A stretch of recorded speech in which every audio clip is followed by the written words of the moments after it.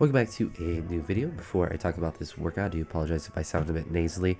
Trying my best to get rid of this cold that I have. Thankfully, it hasn't really impacted training at all. It's just, when you have a stuffy nose, that's obviously just something you have to deal with, and you sound a little bit different sometimes. But as the title does suggest, there was some good and bad at the end of this first block. So this was a Saturday last week, which is the end of the 4 weeks, which was the theoretical day where I would hit the best numbers of the block on that day. And as you kind of saw this previous week, if you've kind of followed along with my workouts, I ended up going pretty hard a lot of days this week, and I was just happened to have a ton of motivation when I was training, and I kind of wanted to cook while I was feeling good. And I think for the most part, I did a pretty good job during the week of, going hard. So it's not altogether surprising that snatches didn't go that well on this day, which was the bad part of this workout. So after I jumped from 110 to 120, I was hoping to, hit 125, as I've mentioned a couple times at the end of this block.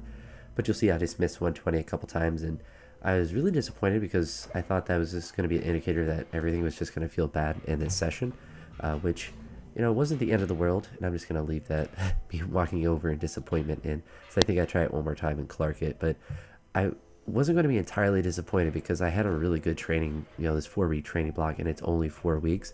But I still, obviously, don't like failing things. So I was disappointed in that regard because I thought like 120 was not necessarily a minimum, but I was like, all right, I think I can get to 120 and then, at least attempt 125. But I just got to get more volume in a snatch in general and just continue to get stronger. I think just more pulls and stuff will be better.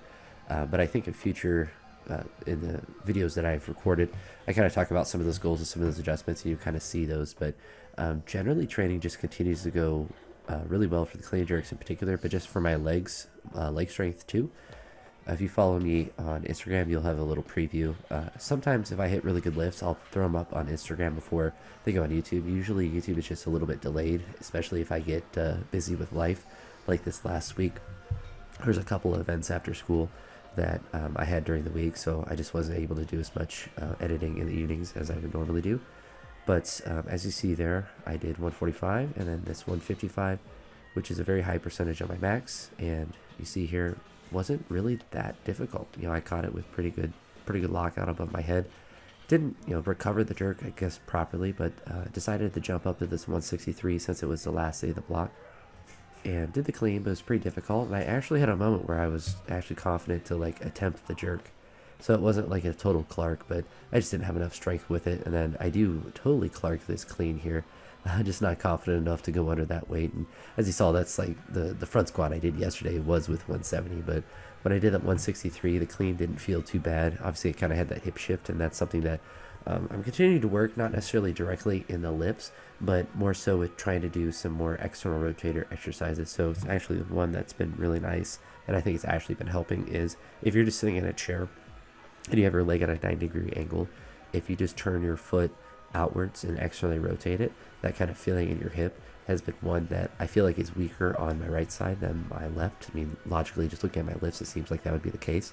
And so I've been trying to do that, and I actually did it again last night, and this, I guess it's like a week after this one, but the subsequent Friday I did it again, but with a band around my feet, and I actually was able to feel it even more. So I definitely want to keep adding those in, whether it be, after a training session or right before as kind of a warm-up, because I think that's been one thing that's been making, not even just, because I don't really have any like hip or IT band pain right now, or really any sort of like lower body pain, just kind of like my left knee a little bit, and then just like quad tendon soreness, but that's just, from normal training. But I think the working out my hips a little bit has actually helped my IT bands, because I think it actually allows my legs to track in a little bit more of a correct way.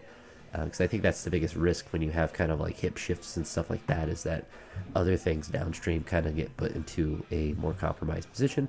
In a similar fashion, like my forearm got tight, so then my right wrist started to get some more pain because it was in a more compromised position, because I had to, flex a little bit harder to, or I guess I had to work harder to fully extend back. But after the clean jerks, I decided to add these kind of, I don't know, I guess Italian hang cleans or hang snatches, where I'm not doing them from the hip, but I'm doing them pretty high. As you see, I'm not going all the way down to my knee. And I add them in later in the week as well. But I'm just trying to, find exercises that are going to help me with that turnover, that aggressiveness, and that lockout above my head, and just trying to be symmetrical. So a lot of the clips, if I'm at the gym, I try to record from the front, or at least a couple days a week, try to record from the front, so I can assess the symmetry of the pull and make sure I'm not shifting over to one side or the other. But I think in general, the 4 weeks went really well, and I was able to hit some like the 210 back squat doubles.